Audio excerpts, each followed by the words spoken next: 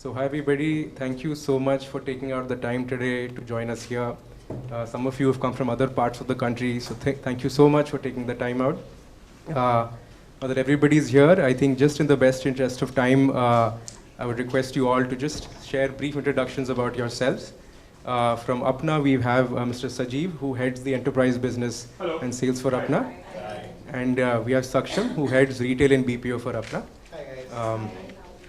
So thank you very much. I just would request if maybe we could start with you and you could just share a little bit about yourself, and then we can just jump into the discussion where I would request Saksham to begin and moderate the session. Thank you so much. Thanks Siddharth. Hi, good afternoon. Sanket. I'm from Wellness Forever, like third largest organized retail chemist in India.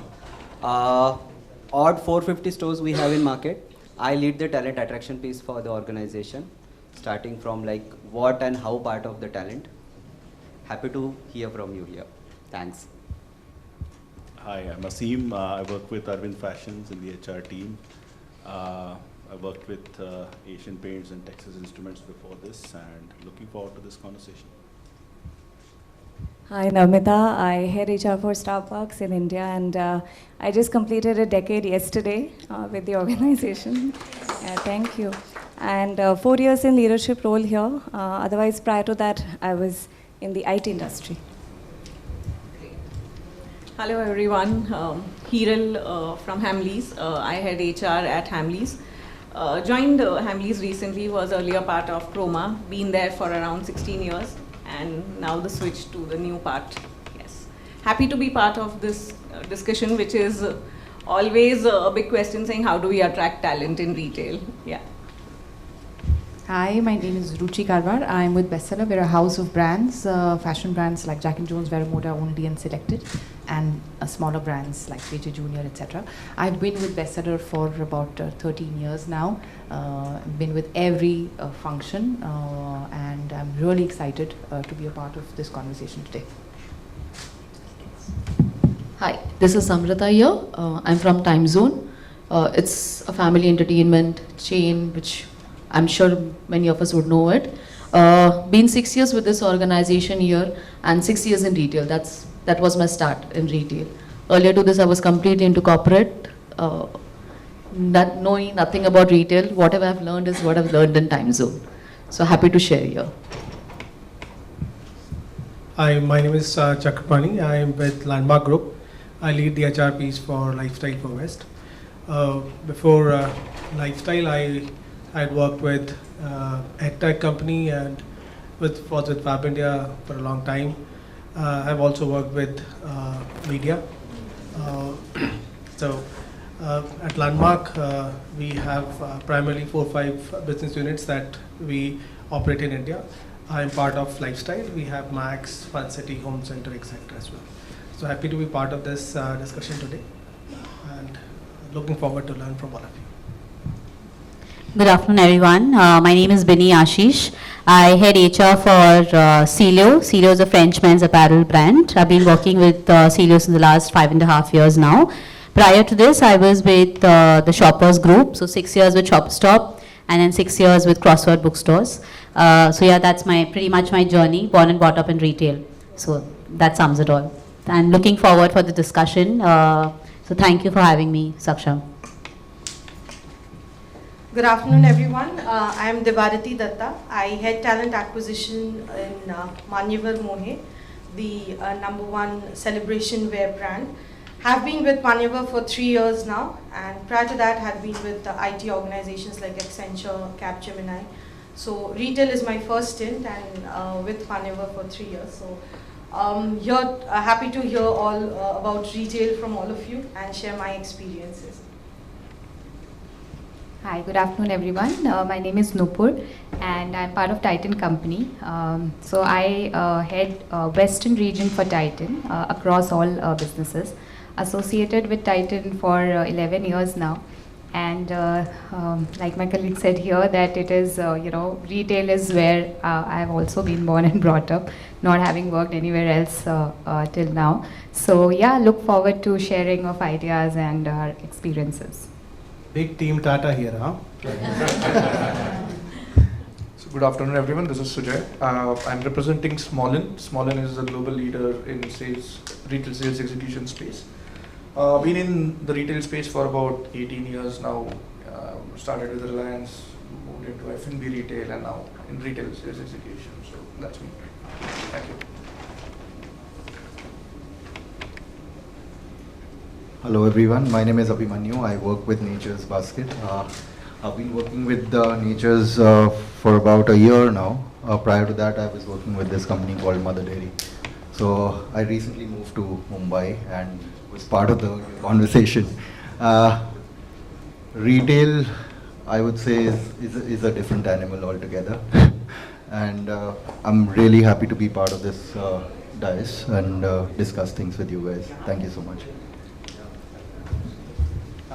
Thanks everyone for your introduction. I think I'll just stand up. So my name is Saksham and I lead the overall retail and BPO practice here at Apna. I think first of all, thanks a lot for all of you to join in and spend your valuable time here to give us insight in terms of how retail hiring happens. And I think like Abhimanyu said, it's a different beast and we would like to understand how we can tame that beast. I think that's the core intent of the discussion. I'll quickly walk all of you through the thought process that will go behind this session and then what are the top pointers. We did have a quick chat on it for a bunch of folks who could join yesterday, but I'll just reiterate that. So essentially the ethos with which we are coming here is that India's retail market is expected to reach 2 trillion by the end of this decade, which is 2030. I think that's what the predictions say, and I think if our overall economy is around, 6, 7, 10 trillion, whatever number we reach, I think retail is expected to be a significant percentage of that, right? With this growth, right, what is the shift in consumer behavior that you guys are seeing, right?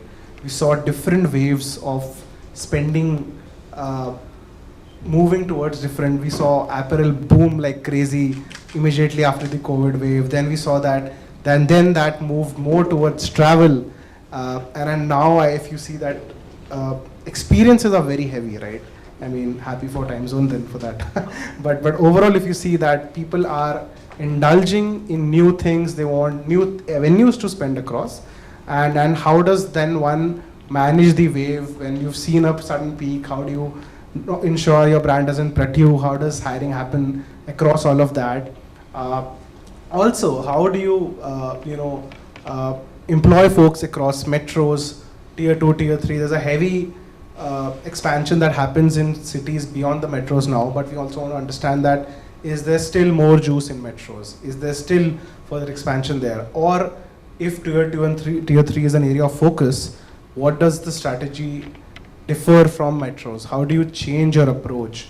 Are you visiting, deeper cities? Are you deploying a training model, right? How do you employ all of that? I think that is what we are going to focus on. And these are the topics that we'll cover. So I think the first topic that we are going to just touch, which will be essentially an overview, is that how is your company employing Indian? And for here, let's just join Hamlet so she can share previous experiences as well. And anyone, it is not necessary for your or if it's not been a while, but just how does the company employ folks? What are your talent acquisition challenges, strategies, and of course, the roles that you look for, and again, the tier 1, tier 2, tier 3 strategy. I think the format that we'll follow is we'll open the floor for everyone who wants to contribute. After a certain while, in interest of time, we'll have to retire that question and jump on to the next. If folks have not been able to contribute for that particular question, we'll take them up as a priority for the next question.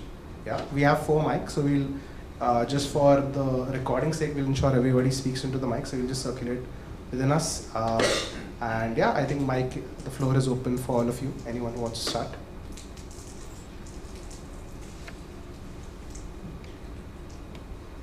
Otherwise, I'll have to pick. Binny will start. Yeah. I'll just do frontline. Frontline, we will come. There is a e-commerce versus offline hiring strategy also, which we'll touch base. But right now, frontline is. So maybe I'll just set the context of how the retail industry is actually kind of evolving, right? So I was while this topic came up, I was just doing a little bit of research in terms of stats, and then I realized, and I was so happy to see that how retail is actually growing in the country.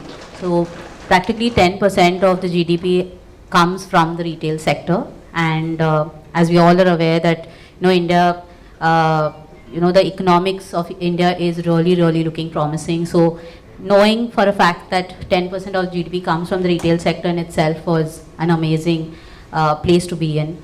In fact, the retail industry employs over 8% of the total population, which is almost close to 35 billion people within the industry. And when you're talking about 2030, almost there'll be 25 million jobs that a retail industry will actually create.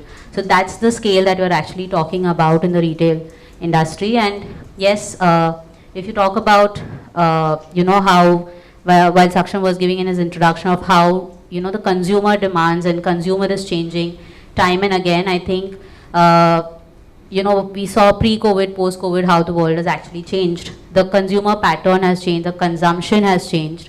Having diverse workforce within the organization, especially with women coming into the job market, there is 2 people are actually earning within the family, right? So the per capita income is increasing, and that in itself talks a lot about India as a country. In fact, I was also reading, and I realized that 65% of the people, are below 35 years of age. So that's the scale again that we are talking about, right? So with these statistics in mind, as HR functions, we will have to kind of, firstly, especially in the retail industry, I'm sure all of you all have struggled with this aspect that we don't get quality staff when it comes to the front line, right? And I think with this growing trend of the country, I think we will have to make the front end job very interesting. With the kind of technology that is coming out, I think that is what probably our job will be, to ensure that we get quality staff. And how do we get quality staff is only by enticing these employees at how retail industry is going to be another promising industry for the country. So yeah, so having said that, to answer your question, how is Celio employing people in India? So Celio is, we've been on a transformational journey in the last 4-5 years, and today I'm proud to say that we're actually growing at a 24% CHR year on year. So that's the kind of growth that we have also seen. We are in a growth mindset stage currently, and so we are actually, employing people who are able to get onto the bus, who have that growth mindset. So ensuring that, the people who walk in to our office are kind of, who have, like I said, the growth mindset, agility, and with a purpose of, the purpose at which we in the organization work. So we have various strategies in terms of hiring at the front end and at the head office level. So the talent acquisition strategies that we actually follow. In fact, for the front end team, I'm happy to share again that we don't employ consultants anymore, to be very honest, to kind of hire, because this year YTD we were literally 70% of our employee strength were from referrals, so that is a kind of credibility probably that we have created, that is allowing us to kind of get a lot of people through referrals itself. So that's kind of helping us in our organization. So yeah, I think I'll park my other points a little later, so that I get allow others also to kind of speak. So thank you.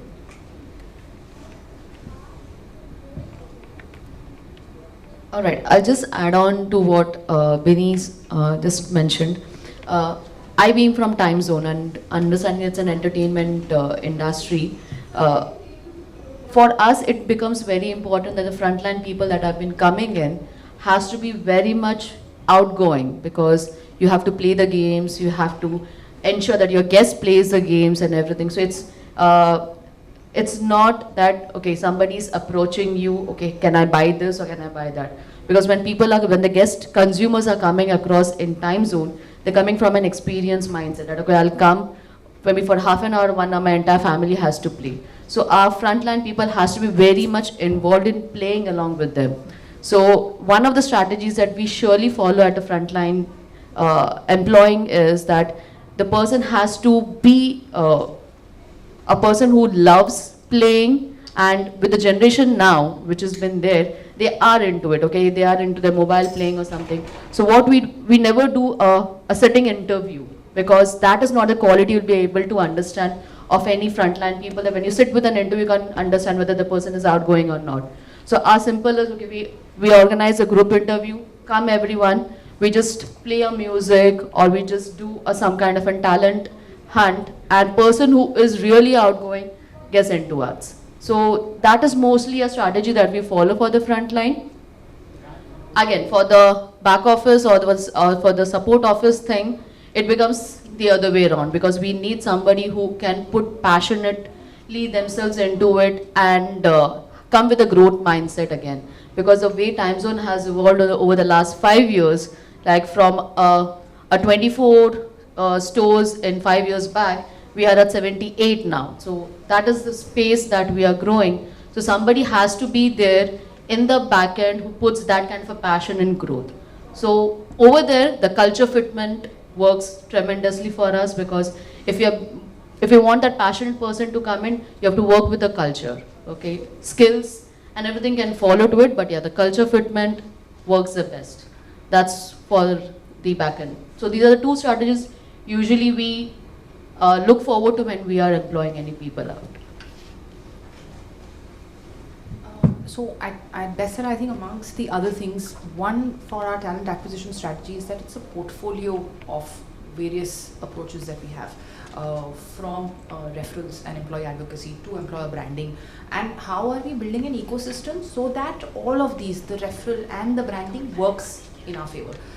One key thing, the trend that we've seen for the last 2 years, and which I think will follow at least for the next 3 years, is hyper-personalization. My strategy for the North region obviously cannot be the same for South. Within South also, how Bangalore hires and how Chennai hires is not the same. Where I'm going to use referrals, where I'm going to use, call-outs on Instagram. We'll be surprised in smaller towns where people say that, we saw this ad on Instagram, or the call out on Instagram, and we wanted to come and join. Where are we going to use hiring consultants, because they understand? Where are we going to leverage our sales team, even our franchise partners, because they have such a strong hold on the market? And where are we going to use academia? For us, the strategy is hyper-personalization and decentralization. That is where the game is for us to understand what market needs what, because then it's not a one-size-fits-all for any aspect of HR from our perspective. All right. I'll talk about the challenges, and I think first, and then talk about strategies. In India, of course, there is no scarcity of resources. We are lucky to have population that we have, and that helps industry like retail. Now, what the issue is, and I think I've spoken about this in the past also in one of the sessions, that retail is not looked, it is not an aspirational job, which is where the problem is, where we are not able to attract talent. Now, the most important part is, and we as retailers, and of course the mindset change needs to brought in, wherein there is dignity of labor, right? Now, you see a lot of students going from India and other countries who go to West and are taking up part-time jobs. However, you don't see that in India. We have to literally pull students that come and work with us during festives, right? So that one mindset change is that. I think that if that happens, that shift happens, it will make our lives very easy. So that is one area. Again, most of the retailers are entering tier 2, tier 3 cities now. When you enter tier 2, tier 3 cities, again, people out there are very excited to join big brands like Tata's, Reliance, Bestseller, because it is a big group that they are joining, and parents also feel proud about that. Now, what happens is, the quality is the question mark sometimes. How do you take them to the level that you have, you desire, because you have to give the same customer experience across, be it tier 1, tier 2 or tier 3. So that is another challenge where maybe the learning team can play a role, saying that we hire and then how do we groom them to give the same kind of experience across. So these are some challenges that I think from attracting talent point of view. Strategies from Hamleys point of view, I will tell you that what Amrita said is very true for us also. What we look for is not a conversational interview when any candidate comes. It is more about how active he or she is. Because in Hamleys also, if you would have seen, people have to constantly do demos to attract children to the store, to understand how the particular game is played. Now, and hence we look at people who are more energetic, who are more outgoing. So we also do a different kind of interviews wherein we ask them to do a demo and then talk about themselves. First, if you would like to play this game, how would you do it? So that is one thing that we ask them to do, and it helps a lot because you know how confidently person is playing himself or herself, and then we'll be able to pitch to customers. So that is the other thing. One thing that I've seen here is, of course, in a short while, but observation has been most hiring happens through referrals like any other retailer. However, operations team, store operations team is playing a vital role here, and they in fact help us. They have taken this KPI also into their bucket, saying that yes, responsibility of hiring a good candidate is with us also. So it is not only filling the number, the quality, so which plays a good part here and is working wonderfully. So this is one. And again, other thing on the hiring, we have tie-ups with a lot of skill building institutes, so that helps us get the freshers pool, and then of course 6 months, 8 months down the line they become champions, and we are working on a growth path which is faster than your 18 months, 24 months, because we've observed that these youngsters are not ready to wait for so long. So you will have to create that stickiness in-house, saying how do we ensure that they work with us and they grow faster. So yeah, those are my thoughts. Sure. I was able to resonate with Hiral when she said that, you know, I asked my store team and they said that we are going to partner in hiring. So we, of course, it's a high turnover industry. Starbucks, it took us a decade to get to 450 stores. Now we are talking about opening 100 stores at least a year. So what we did, I think the shift was we said, you hire. So end to end from my team, we've transitioned the hiring and empowered our store leads to do that. And I think that was quite a change management because it's not just the process. You're telling them what biases to avoid. You're telling them, you know, what is it to be inclusive. So not to just fill in numbers, but also how to look at diversity. So the smaller nuances. So I think a lot went in training, but at the same time, even our store leads, the churn and the turnover is so high that you have to continuously do these refresher sessions, have conversations with them. But I think that was the way, the approach for us to address scale and to address turnover at the same time. So I think that's been one shift. The second, of course, is while you can rely on external hiring, and thankfully, because we are growing, we can build bench internally, which we do. And whenever we feel that no, we are running short, so we've also introduced the concept of external bench. So what we tell our store leads is, you don't have to wait till there's an opening in your store.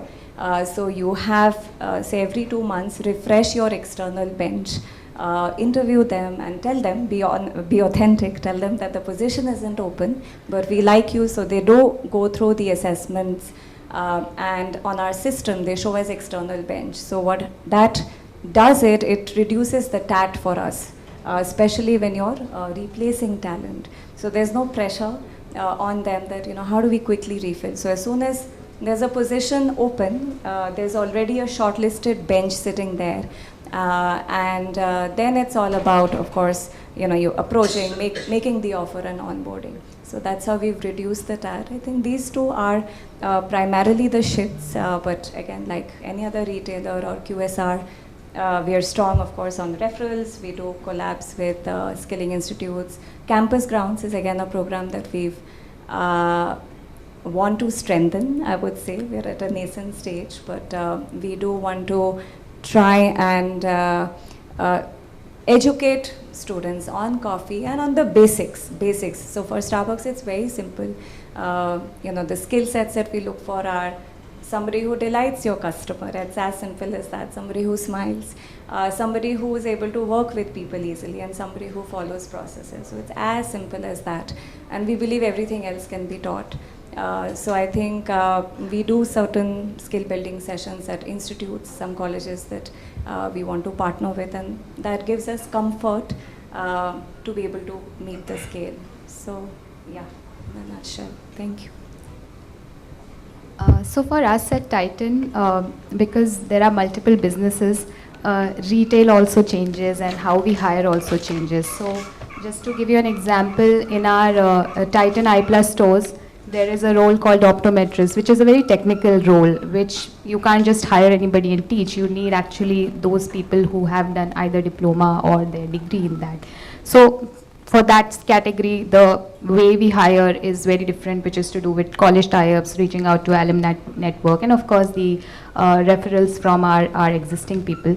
While if I go to other divisions, so for instance our jewelry division, it is a highly it's a category which requires a lot of experience with the customer, that journey along with the customer to get into the details of the product. It requires a high learning agility. Even if we hire say freshers and all, it requires them to go through the entire, learning the category is very important in a division like jewelry. So again, the way we hire in Tanishq differs a lot. We do, and I think we'll come to that, we look forward to people whom we hire on a seasonal basis to see that who could be the one, who can be taken on board later. We have recently engaged in an apprentice program because for Titan, culture fit matters a lot. And while it's difficult to gauge the culture fit at the beginning, there are times when we are able to, there are times when we are not, and that's where having people as apprentices or on temp for a while and understanding how they are doing on the ground and who can survive, who can take this ahead, I think that helps our division a lot. Again, going to different geographies, metro versus non-metro, what roles we are hiring for. Also, we look at what is our existing demographic. So, for instance, if we already have a lot of experienced people, we may go out and reach out to colleges and hire freshers. While it may change if the demographic is very different. So, I think with changing times and how things are moving ahead, some of these tweaks we make to ensure that we have our people in the system. So, so I don't know whether anybody would have heard about Small and what we do. So we are in the space of sales execution. So we don't have any product of our own, right? We enable sales for our partners. So we're partners to it. And we have got an offshoot company from HUL. So we help HUL sell their products at the ground level, whether it is a B2B or a B2C market. And similarly for other clients like PepsiCo Foods, General Mills, and Mondelez, etc. Right? So the major challenge in front of us is, and we're about 35,000 employees in India now, and 96% of them are frontliners. The major challenge that is in front of us is the question that comes to us from the candidates is, although we are selling a brand, we are not representing it. We are not working for a brand, right? So the trick here is showing them the career path. It's very important because the number of brands that we work with, and the examples that we have, it actually helps us. Showing them a career path is something which is very important and that we utilize. And team doesn't play, we play a role of enablers because as you all said, the hiring is majorly done by the field teams themselves, right? But it's important in terms of how do we enable our field teams to hire. So tying up with various institutes, apprentice programs, going in campuses is something that we leverage on for hiring people. But then what story are we selling is something which is very important for us. So we rely heavily on showing them the career progression path, and we've got, our regional CEO was once working in the fields, right? So that's a story in itself. So we've got a lot of stories to showcase, and that's how we retain and attract as well as retain talent.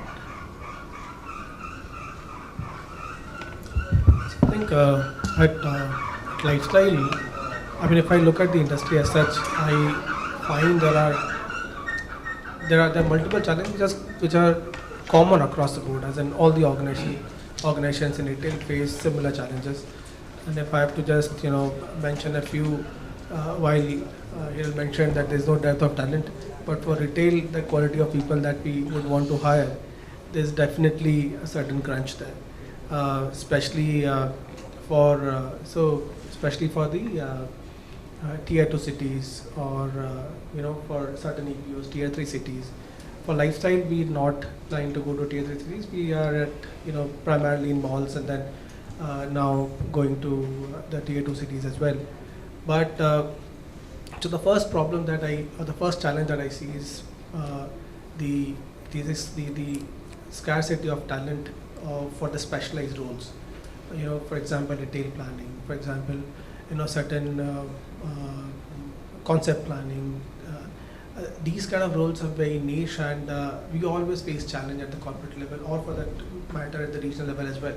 So what is the kind of strategies that we need to actually deploy or employ to be able to mitigate this? Second is, industry as a whole has been growing for last 10, 15 years or 20 years, and it's been growing at a certain pace. And all the partners, all the companies have been growing, simultaneously. Every year you have an addition of either a new concept or a new format or new organizations which are adding to a certain set. So I rather call it as a war of talent, basically, because all of these organizations, be it Reliance, be it Landmark Group, or Shoppers, all are aiming for that talent pool which is already very small, and trying very hard to attract their respective organizations. So that is the second challenge that is there. And how do we actually at Lifestyle, how do we actually try and solve these problems for us? One, at the corporate level, where we have seen that there's a huge competition, especially in the specialized roles. We have and we've been the preferred employer in the retail sector, being part of Great Place to Work for consecutive 10 years. So there is certain equity that we already have in the market, but at the same time, the preferences of the prospective employees is also changed. It's not, they're just not looking for that certain tag. They also are looking for certain intrinsic things which either you are able to provide or you're not able to provide. So, for example, the salary benchmark has suddenly become 30% minimum. If you either you offer 30% or we're not talking. So we started working a lot on our employer branding, and I'm happy to share that through that entire initiative, we saw a shift in our social media hiring, primarily through LinkedIn. 22-23, we were able to hire almost about 6%. I mean, the sourcing mix, if I give you 6% were through the social media. Now, there was a delta of about 100%. We were able to move the needle from 6% to about 14%.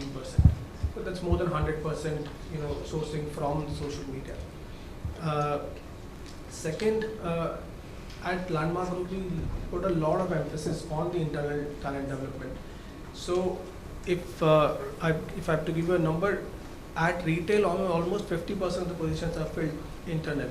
So wherever there is a, let's say, at any layer, if there is a position, we try and give the opportunity to the person coming from the layer beneath.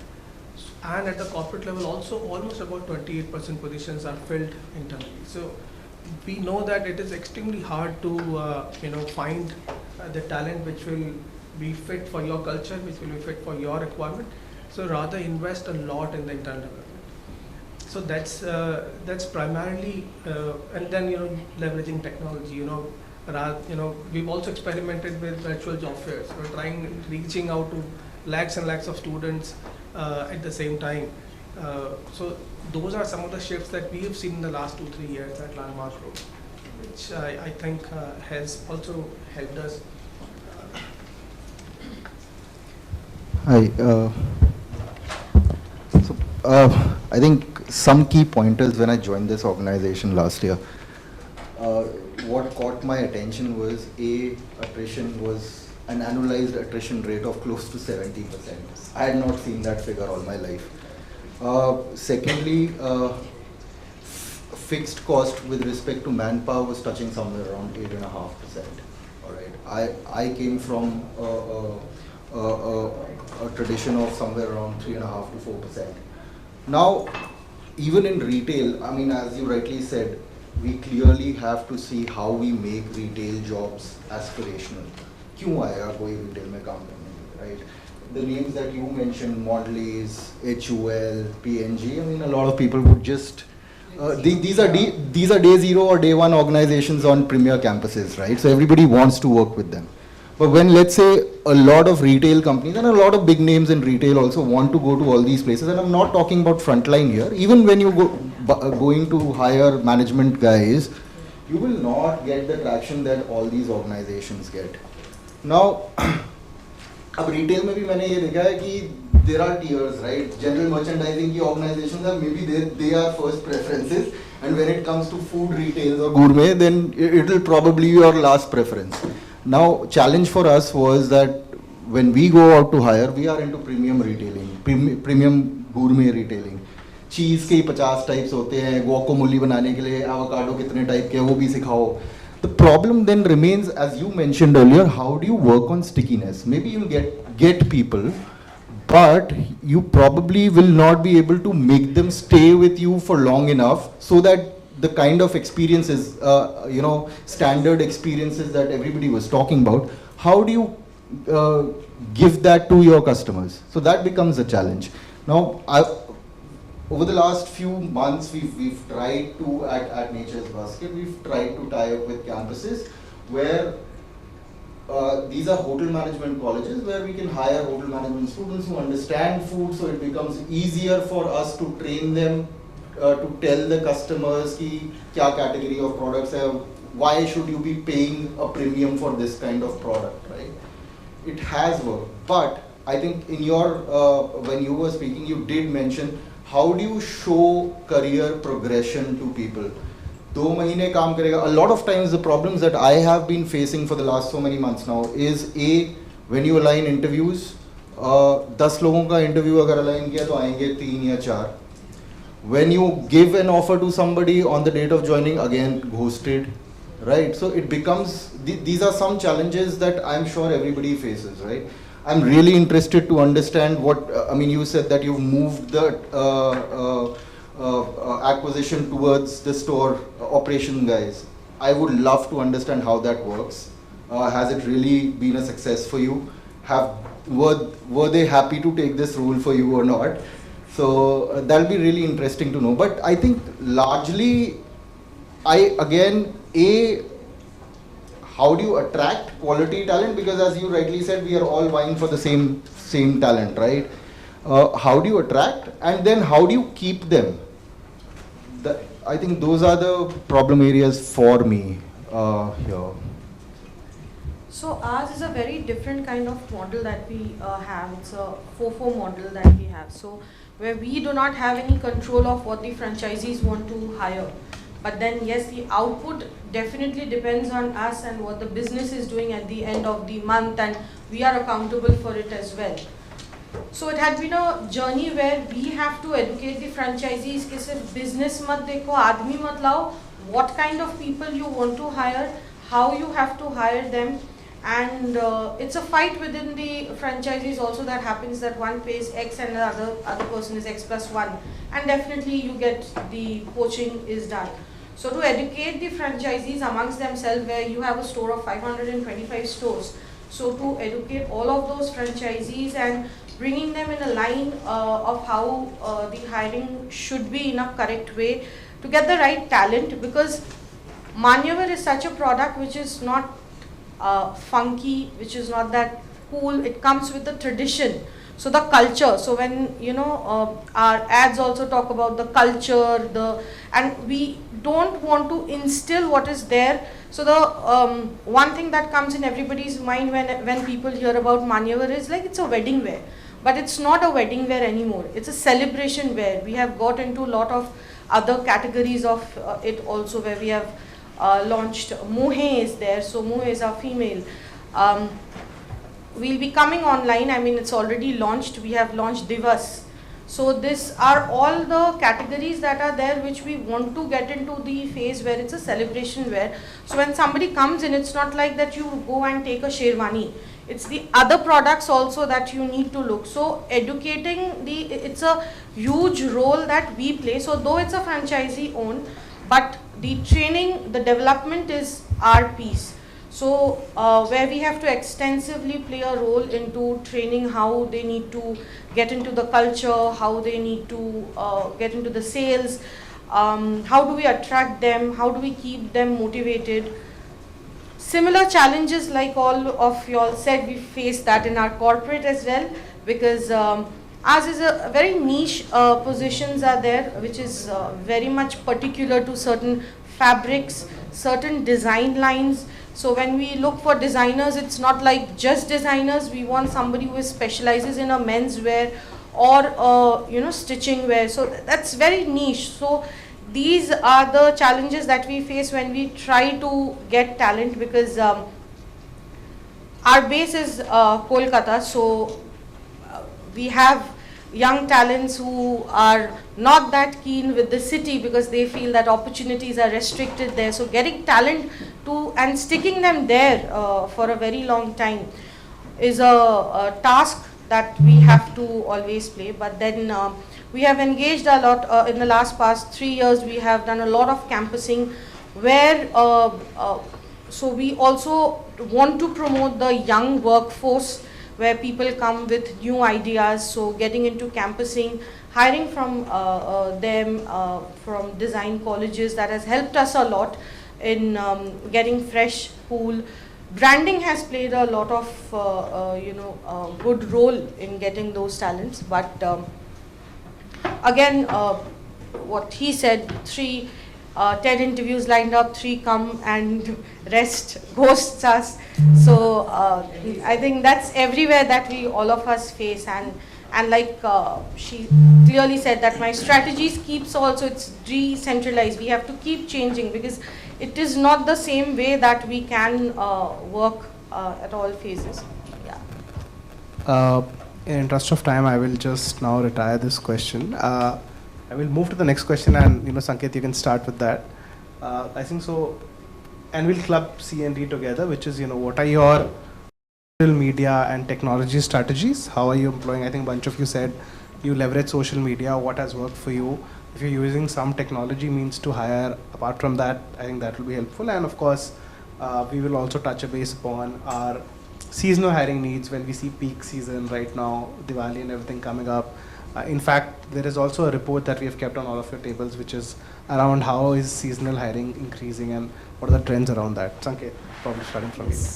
So I think on C&D, when I talk about wellness, so wellness is a 24/7 chemist shop. We are not only a chemist shop, we are a lifestyle store. Like you get an experience, you get authentic medicines.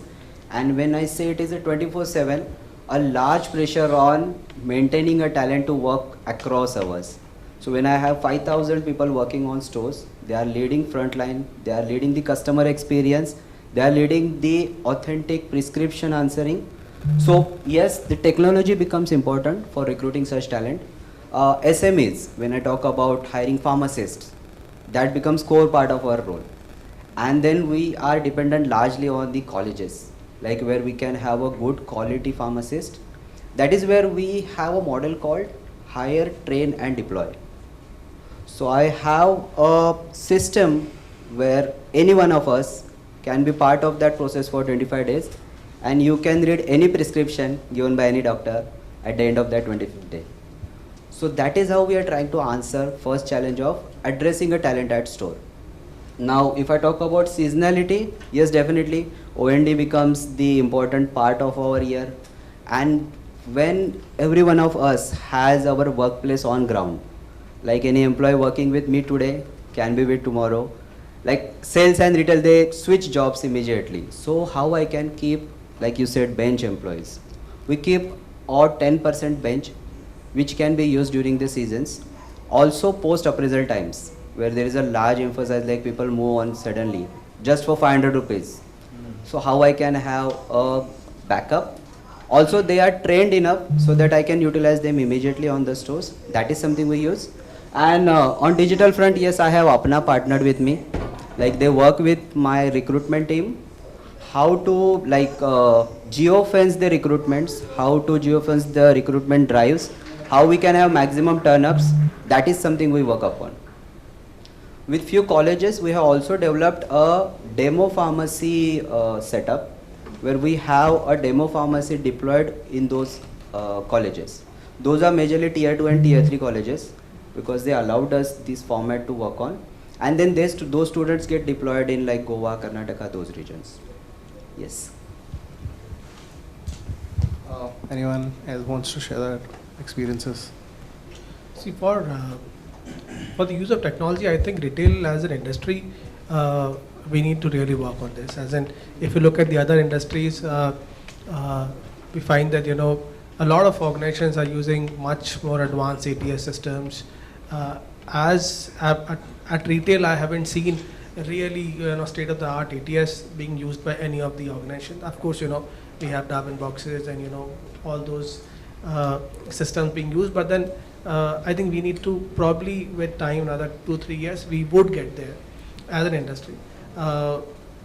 With regards to the use of technology in hiring, there is something which we are trying to experiment with. So a lot of time actually goes into, this is at the nascent stage, but I'm just sharing it with the group. So a lot of time actually goes into the screening of the candidates, the right candidates to be interviewed by, let's say, the line managers or the hiring managers. And let's say if the TAT is for about 30 or 45 days, almost about 20, 21 days or 24 days goes into this kind of screening at the lowest level. And within then 7, and there's a lot of pressure with the hiring manager to close the position within those 6-7 days. So with the help of technology, what we probably can do is use a certain recruitment tool which can actually, you post your JD over there. It actually formulates certain questions, and the candidate appears for an interview virtually, and the system actually then gives you a scoring as to, with regards to the fitment to your JD, this person is at a score of 7 or 8 or whatever, you could set a certain benchmark over there. There's something that we're experimenting with. We are at a very nascent stage. But if this really can be used with our kind of setup, I think it will save a lot of time for us. That is one. With media, I shared the stats with the group that we have put a lot of emphasis on use of social media. With regards to seasonal hiring, there's something that, this is the part and parcel of retail. We've seen it October, November, December is the time when we do about, almost about 40% of our business of the whole year. So 40% targets are loaded now, and everybody wants all the salespeople to be there on the shop floor, and then you need certain people for folding as well, right?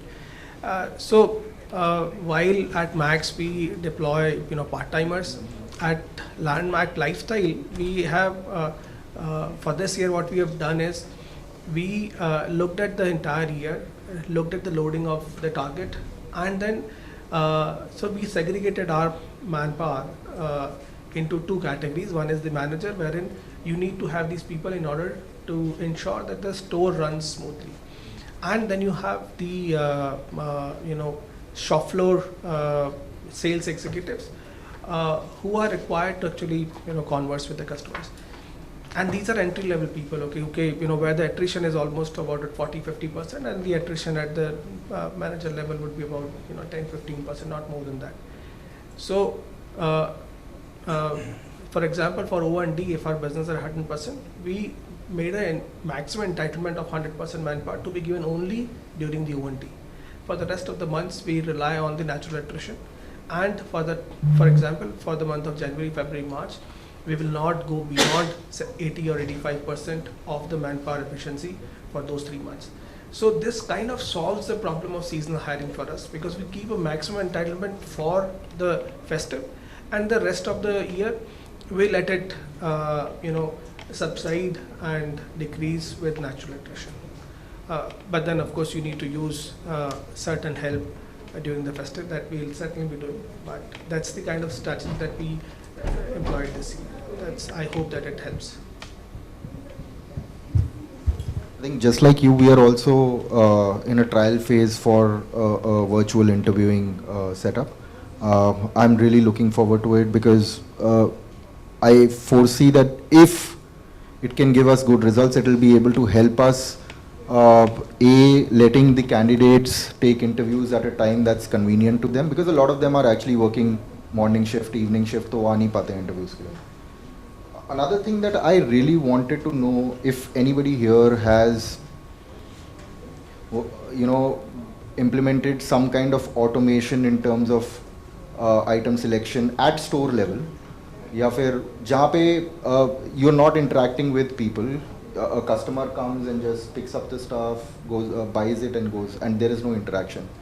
Whether somebody has implemented that, because I was looking at a data point a few days back during this festival season. I mean, only for retail shopping, I think last year the year closed for all retailers, it closed at somewhere around, and this includes e-com as well, at somewhere around $9.5 billion. This year they're projecting a GMV sales of somewhere around $12 billion. So which would be upwards of 20% growth, and I'm foreseeing कि लोग भी ज़्यादा ही लगेंगे अगर ज़्यादा sales हो रही है. And with all these e-com players coming in and disrupting the market for at least brick and mortar kind of stores, they're going to put in the money, right? And it becomes very difficult for smaller players to compete with them. So I wanted to understand whether there are organizations which are actually looking at automating the entire sales at their organizations. I mean, I do hear that some organizations, Amazon probably did that in the US, and maybe some Reliance organization did that, where you just come in and Decathlon has, but journey, right. But I think they still want to keep experience at their core. But I think from the last mile of the checkout, they've automated. In fact, at Lifestyle also we have self-checkout now installed in a couple of stores. And how has that worked for you? I mean, so see, for a store like Lifestyle, you would still, I mean, the customers would still want to come and interact with someone, especially if they're buying garments or footwear. So for Decathlon, it's slightly different because you just have to try your size, and maybe if you want to buy a bag, if you like a bag, you'll just pick it up. And the tech is very strong over there because you don't even have to scan. You just put it in the basket. It actually scans automatically. Very seamless. But for so the primary reason for us to try out the self-checkout was not to have somebody giving that conversational experience to the customer, but because we see a lot of erosion happening at the cash counter. Because during the festive there's a long queue and you have limited number of cash tills, and there is a certain time there's a certain turnaround time which happens at the cash till. So this is only to facilitate, try to ensure or rather prevent that erosion happening at the cash till. It has not become a mandate. I don't think so it is going to become a norm. It will take some time because the customer behavior also has to align with that kind of a technology.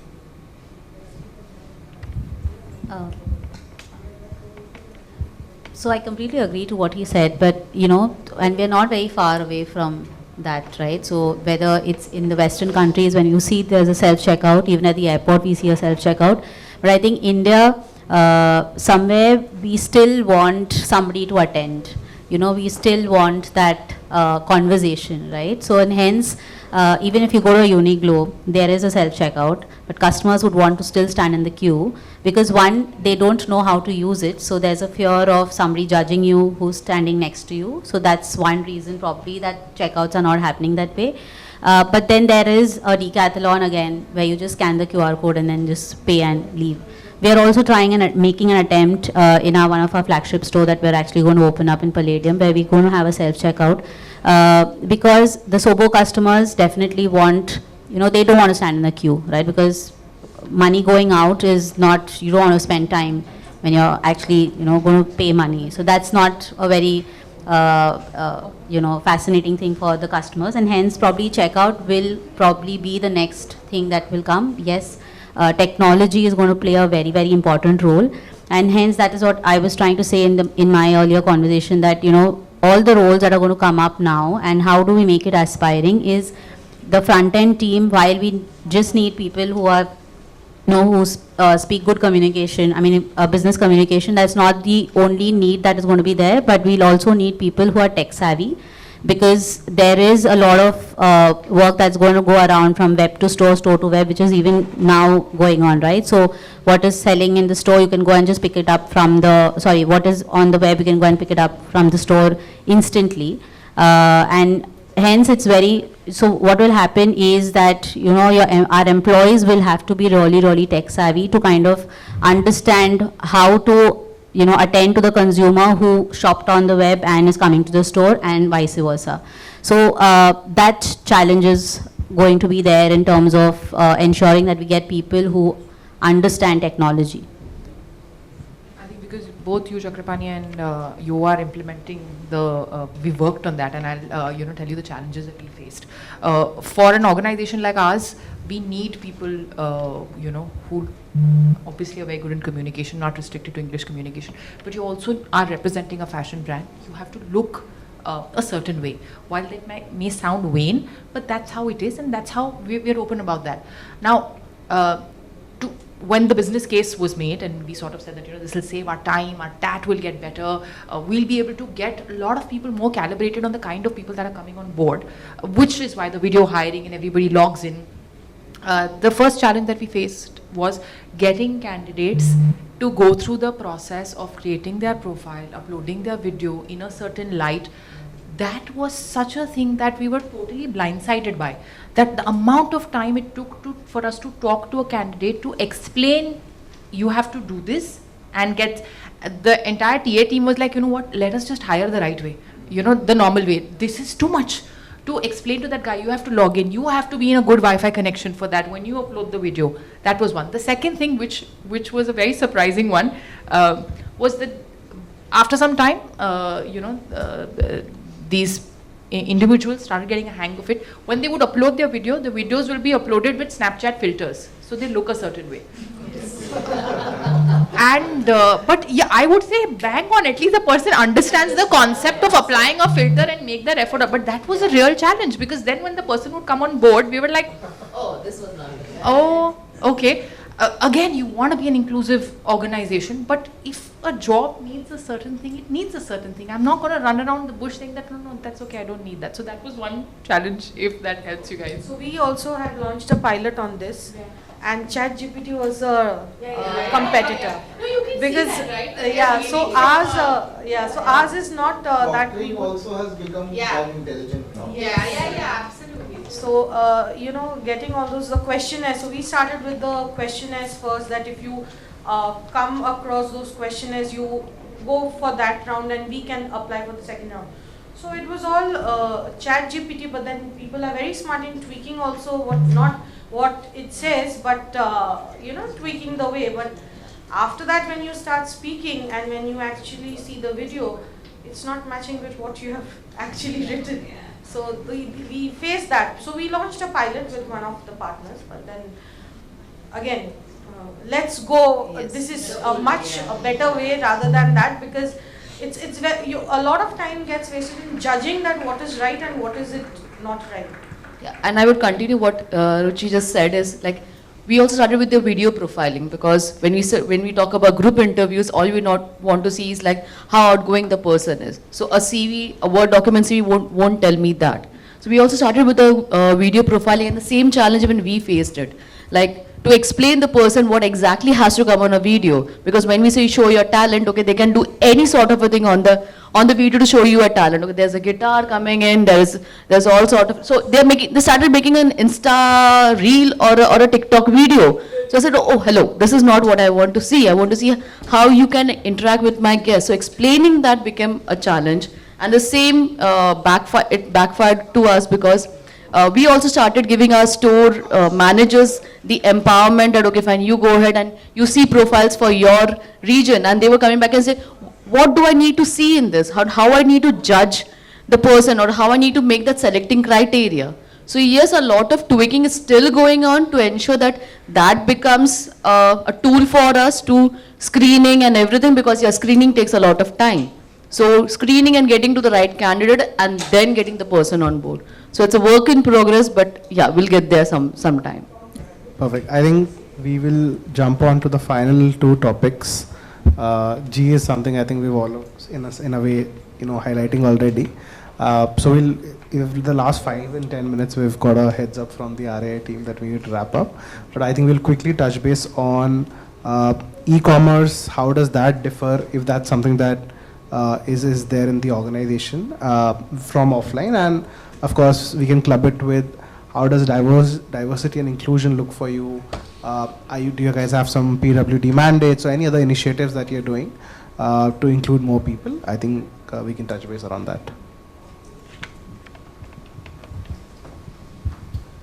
Well, I would like to talk about diversity because we've just entered into e-commerce, so there's nothing much that I can talk about e-commerce. But yeah, diversity and inclusion is something which is pivotal when it comes to small.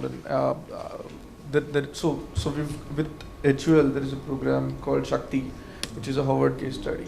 We manage that for HUL, and we've got about 2.5 lakh women entrepreneurs associated in basically in rural areas. That model is basically a rural entrepreneurship model, and all to more than 2.5 lakh women entrepreneurs. So that is one thing which we do. For us at Small and for all our clients, we run a women hiring hiring program specifically focusing on female hiring, because for B2C that's a challenge, because going out in the market and selling the products becomes a challenge. But we're still getting a lot of applications through this program called Ahilya, which focuses specifically on women hiring. We focus on hiring single breadwinner for the family through a program called Hope. So all these initiatives are something which are there through which we try and promote inclusive and diversity hiring. We recently hired acid attack survivors as well for our and that too at the store level. So that is something which we are doing over and above the campuses and all that. That is something which we are doing. So on the first one, e-com versus offline hiring.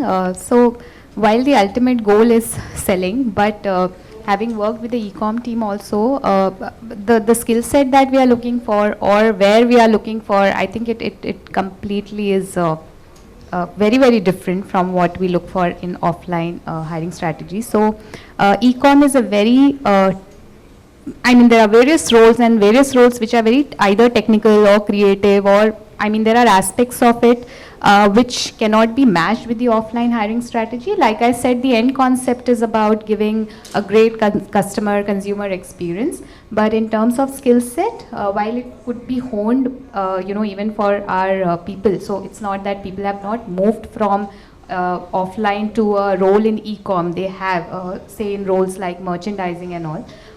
But if I look at overall e-com as a department, I don't think that it has any similarity in terms of hiring strategy as such. What we look for, like I said, could be similar because of the end goal.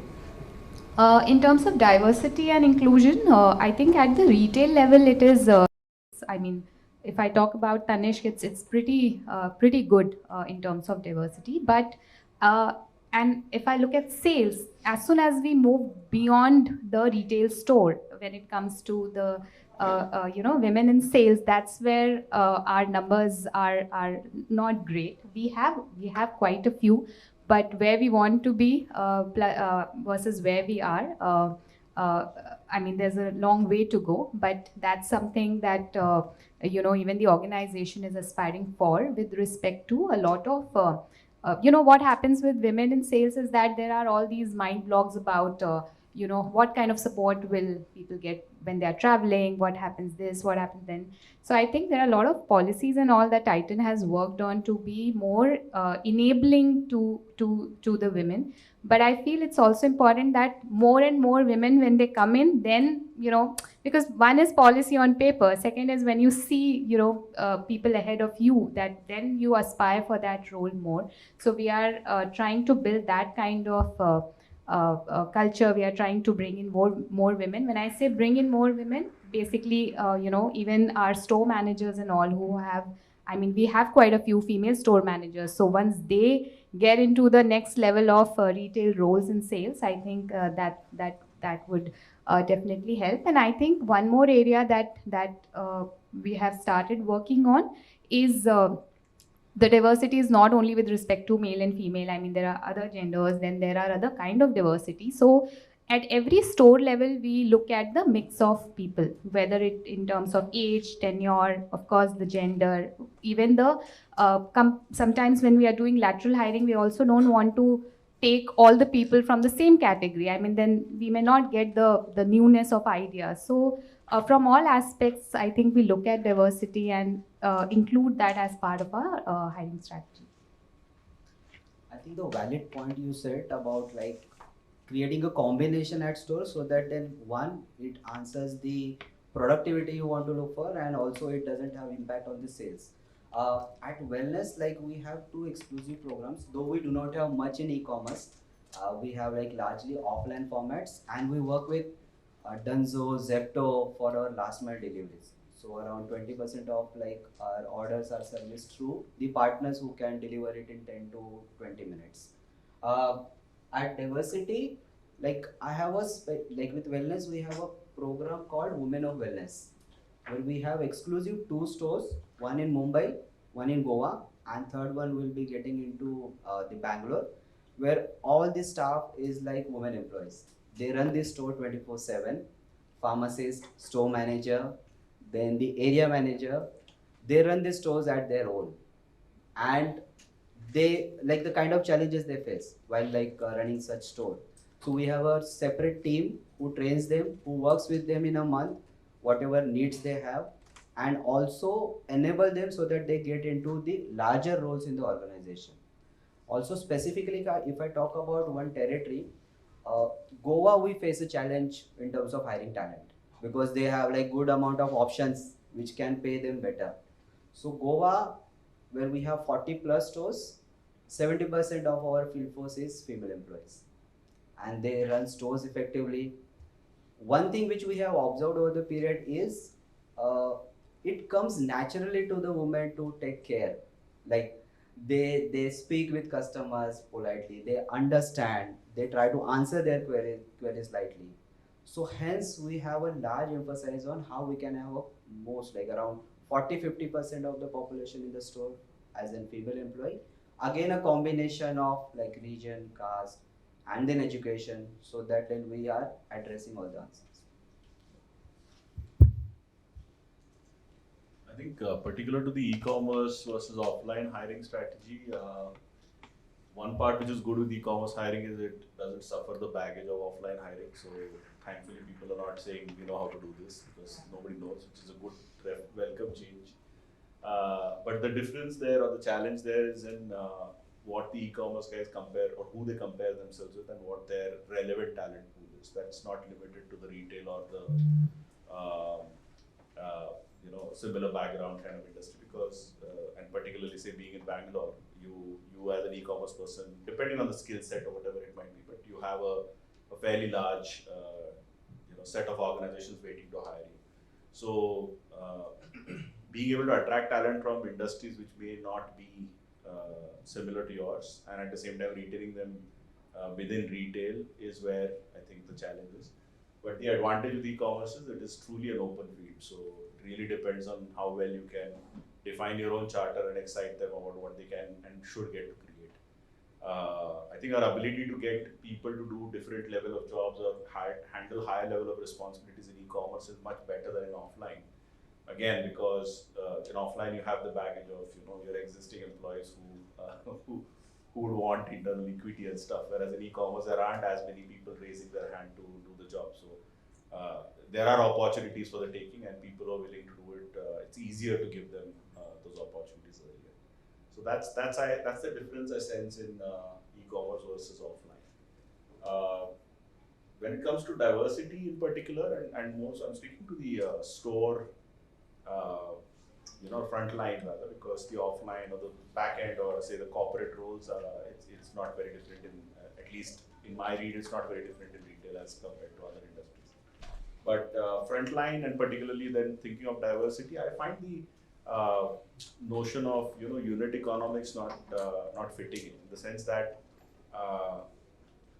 when I'm paying something like a 20,000-25,000 salary and then saying I'm going to invest in a certain category or I'm going to invest in selecting a certain way, it's not yet at least making sense to me. What I mean is, anyways, if my attrition is north of, let's say I have 5,000 employees and I have 50% attrition, I'm shifting to 2,500 people anyway. So if I'm more scared of those people who don't leave me, because in an industry where you can easily get a job for 200, 300, if these guys are not even getting a job, I'm more worried about those people who choose to stay with me. And why, in the sense, why are they staying with me is what worries me more.